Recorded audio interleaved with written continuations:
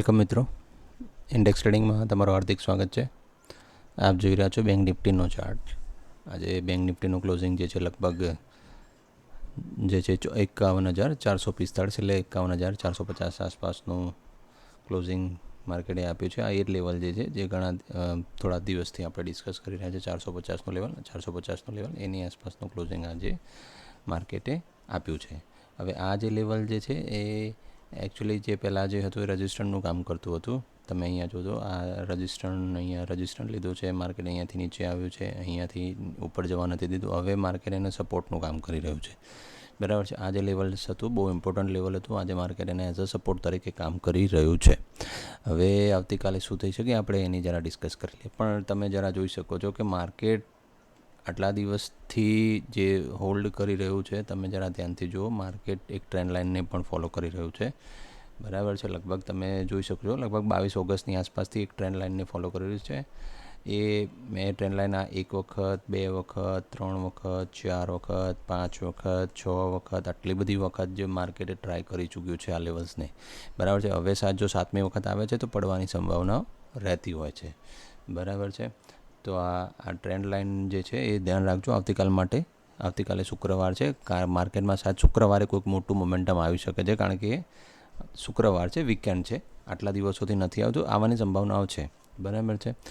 હવે જો માર્કેટ આવતીકાલે તમે જોઈ શકો છો કોઈ દિવસમાં કંઈ માર્કેટે કંઈ ખાસ એટલી બધી મોમેન્ટમ કરી નથી, બરાબર છે. થોડા નાના મોમેન્ટમ સાથે માર્કેટ રહ્યું છે, બરાબર છે. થોડું નીચે ઉપર ઓપન થાય છે અને પછી ઉપર જતું રહે છે, અને ઉપર ઓપન થઈને પછી વધારે પડતું ઉપર જતું રહે છે, ઉપર ઓપન થઈને નીચે આવે છે, ઉપર ઓપન થઈને નીચે આવે છે, કંઈ જ છે નહીં માર્કેટમાં, બરાબર છે.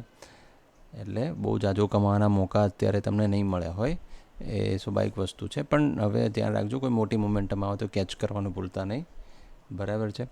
હવે નીચેના લેવલ્સ પણ આપણે એક વખત ચેક કરી લઈએ અને ઉપરના લેવલ્સ પણ ચેક કરી લઈએ. બહુ અઘરી વસ્તુ નથી જોવાની, બરાબર છે. જો નીચેના લેવલ્સ જોઈએ તો પછી આ જે એક સપોર્ટનો લેવલ્સ જે છે આ તૂટે તો મોટું લેવલ આવી શકે છે. 51,300ની આસપાસનું લેવલ જે છે એ કે, બરાબર છે. એક આ લેવલ જે છે એ લગભગ જે છે 51,100ની આસપાસનું લેવલ અને સાયકોલોજીકલ 51,000 સેલ્ફ, બરાબર છે. આ નીચે તૂટે છે અને એ પછી એક આ લેવલનું લેવલ 51,850ની આસપાસનું લેવલ, એ વધારે મોટો ફોલ આવી શકે છે. એની ઉપરની સાઈડ જોઈએ તો લગભગ 51,550 અને પછી 51,750નું જે લેવલ્સ છે એની ઉપર આપણે કોલ તરફ જોઈ શકીએ છીએ. તો આ લેવલ્સ જે છે એ જો એની ઉપર નીકળે અથવા તો આની નીચે નીકળે તો બહુ મોટો ફોલ આવવાની સંભાવના છે. એ પહેલાં નથી. શાયદ માર્કેટ અહીંયાની આસપાસ ઓપન થાય ને પછી થોડુંક અહીંયા 100-150 રૂપિયામાં જ હોલ્ડ કરીને આખો દિવસ કાઢી રહે એવું પણ બની શકે છે. તો માર્કેટમાં અત્યારે કંઈ પણ કહેવું મુશ્કેલ છે, કારણ કે હજુ એવી કોઈ મોટી મોમેન્ટમ છેલ્લા લગભગ 10 દિવસથી આપણે જોવા નથી મળી એમ, બરાબર છે.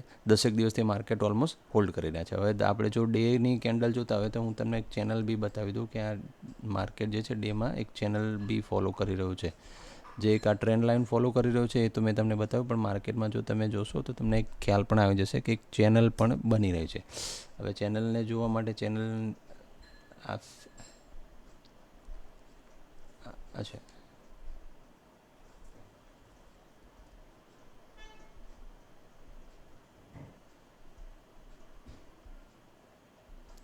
ચેનલ અહીંયા જો છે, ઓકે. અરે પેરેલલ ચેનલ જે છે, પેરેલલ ચેનલ તમે જરા જોશો તો તમને ખ્યાલ આવી જશે કે પેરેલલ ચેનલ જે છે અહીંયાથી અહીંયા લઈને કામ કરી રહી છે આ રીતે,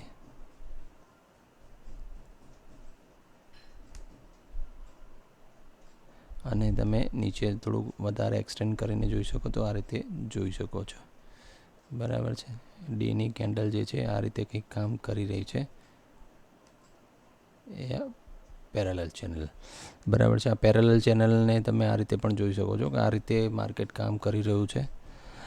આ ચેનલ કોઈ પણ બાજુથી માર્કેટ મૂવ કરવાનો ટ્રાય કરે, ધીરે ધીરે નીચે તરફ આવી રહ્યું છે. જો નીચે આવશે તો બહુ મોટો ફોલ આપણને જોવા મળી શકે છે. તો આ હતું નિફ્ટી 50નું એનાલિસિસ, આ હતું બેંક નિફ્ટીનું એનાલિસિસ, માફ કરજો.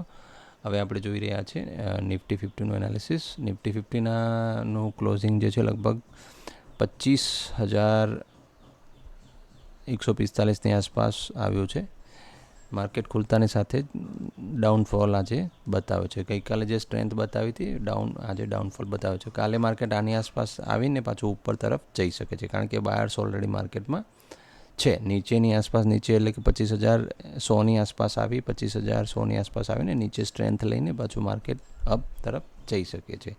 બરાબર છે. આ એક પ્રોબેબિલિટી રહેલી છે. હવે આપણે 15 મિનિટના ચાર્ટમાં જોઈએ તો 15 મિનિટના ચાર્ટની અંદર આપણે માર્કેટ ખુલતાની સાથે બહુ ઉપરની બાજુ લગભગ વધારે સસ્ટેન નથી કર્યું, એ તરત જ નીચેની બાજુ આવી ગયું છે. ખુલતાની સાથે જ બહુ વધારે સસ્ટેન નથી કર્યું ને પાછું નીચે આવીને અહીંયા હોલ્ડ કરીને ફરી પાછું નીચે આવ્યું છે.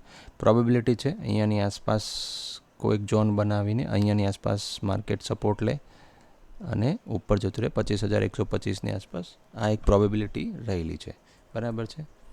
અચ્છા, હવે આપણે નીચેના જો હવે લેવલ્સ જોવાની વાત કરીએ તો કયા કયા લેવલ્સ જોઈ શકાય એ આપણે ડિસ્કસ કરી લે. બરાબર છે. નીચેની બાજુ જે છે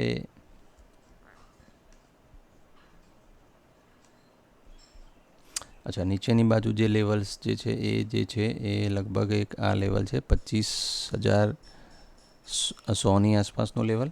બરાબર છે. એ પછી 25,040ની આસપાસનો લેવલ ને પછી 25,000 ઇટસેલ્ફ એક સાયકોલોજીકલ લેવલ જે છે એ લેવલ છે. અને એ પછી થોડુંક જો નીચે ઉતરશે તો માર્કેટ 24,960ની આસપાસનો લેવલ પણ જોઈ શકે છે. હવે ઉપરના લેવલ્સ જો જોઈએ તો 25,200નું લેવલ, બરાબર છે, 25,250ની આસપાસનું લેવલ અને પછી 25,320ની આસપાસનું લેવલ જે માર્કેટમાં ઉપરની સાઈડ જોવા મળી શકે છે. તો આ હતું નિફ્ટી 50નું એનાલિસિસ આવતીકાલ માટે, તારીખ 6 સપ્ટેમ્બર માટે. આપને આ એનાલિસિસ કેવું લાગ્યું જરા કમેન્ટમાં જણાવજો. કમેન્ટમાં જણાવવાનું ભૂલતા નહીં. આપ વિડીયોઝ ખાલી જોઈ નથી રહ્યા, કમેન્ટ પણ કરો. કમેન્ટ કરવાથી ખ્યાલ આવશે કે એનાલિસિસ કેવું થઈ રહ્યું છે. બરાબર છે. આપનો ખૂબ ખૂબ આભાર વિડીયો જોવા માટે. Thank you very much.